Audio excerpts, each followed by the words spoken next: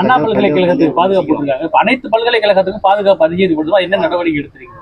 நேற்றைய தினம் அண்ணா பல்கலைக்கழகத்தில் மாணவி தொடர்பான சர்ச்சை ஊடகத்திலும் செய்தித்தாள்களும் வந்து கொண்டிருக்கிறது. 23ஆம் தேதி நடந்த நிகழ்வு 25ஆம் தேதி மனுதாரர் காவல்துறைக்கு அளித்த புகாரின் அடிப்படையில் மனுக்கள் பெறப்பட்ட புகார் மனு பெறப்பட்ட 3 மணி நேரத்தில் உரிய குற்றவாளி கைது செய்யப்பட்டிருக்கிறார். இந்நிலையில் எல்லா பல்கலைக்கழகம் மற்றும் கல்லூரிகளில் பாதுகாப்பு நடவடிக்கைக்காகவும் பெண் பிள்ளைகளுடைய மாணவிகளுடைய நலன் குறித்த ஒவ்வொரு குழுக்கள் ஏற்கனவே அமைக்கப்பட்டிருக்கிறது.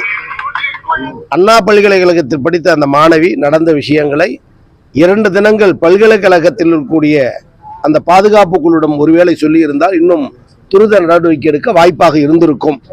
தனிப்பட்ட அச்ச உணர்வு அல்லது பெண்மைக்குரிய பாதுகாப்பு மனநிலை இவைகளை மனதில் வைத்து 2 தினங்கள் கழித்து அந்த புகார் மனு பெறப்பட்டாலும் கூட துரித நடவடிக்கை எடுத்து அவர்களை கைது செய்திருக்கிறோம். கைது செய்து ரிமாண்ட் செய்யப்பட்டிருக்கிறார். அண்ணா பல்கலைக்கழகத்துடைய பதிவாளர் தந்த விளக்கமும் மேற்கொண்டும் ஒரு மாணவி பாதிக்கப்பட்டுள்ளார் என்பதை மனதில் வைத்து அரசியல் செய்ய முற்பட்ட பல அரசியல் கட்சி தலைவர்களுக்கு தந்த விளக்கம் என்னவென்றால், கடந்த காலங்களில் நடந்த அந்த பலாத்காரத்திற்கெல்லாம் மாநில அரசே துணை நின்ற சம்பவம் உண்டு. எதிர்கட்சி தலைவராக தளபதி இருந்த பொழுது பொள்ளாச்சி கூட்டு பாலியல் வன்முறைக்கு உரியவர்கள் தண்டிக்கப்படவில்லை, உரியவர்கள் நடவடிக்கை எடுக்கப்பட வேண்டும் என்று பேசிய போதெல்லாம் நிராகரித்தார்கள். 1.5 மாத காலம் அது சர்ச்சைக்குரிய பொருளாக இருந்தது. ஆனால் 3 மணி நேரத்தில் குற்றவாளிகளை இன்றைக்கு நாம் கைது செய்திருக்கிறோம். அத்தோடு பாதிக்கப்பட்டவர்கள் புகார் மனு கொடுக்க அச்சப்பட்டார்கள். காரணம் அந்த அளவிற்கு ஆளுங்கட்சியினுடைய அழுத்தம், ஆளுங்கட்சி மீது இருந்த அச்ச உணர்வு.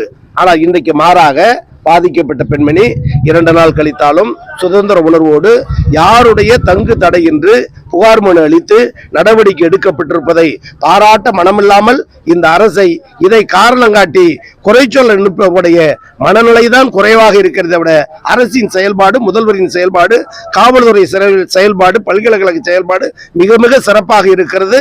ஆனாலும் இன்னும் கவனமாக இருந்து மாணவர்கள் நலன் காக்க நாங்கள் பெருந்துணை புரிவோம் என்பதை தெரிவித்துக் கொள்கிறேன். விரைந்து நடவடிக்கை எடுப்பதற்கான நடவடிக்கை எடுக்கப்படுகிறது. திமுக பிரமுகர் என்பது பொய்யான செய்தி. அவர் இப்போதும் நேற்றைய தினம் சொன்னதை போல எது நடந்தாலும் அதை திராவிட முன்னேற்ற கழகத்தை குறை சொல்ல வேண்டும் என்ற அவருடைய பிறவி குணம் இன்னும் தொடர்கிறது என்பதுதான் இதன் மூலம் தெரிகிறது.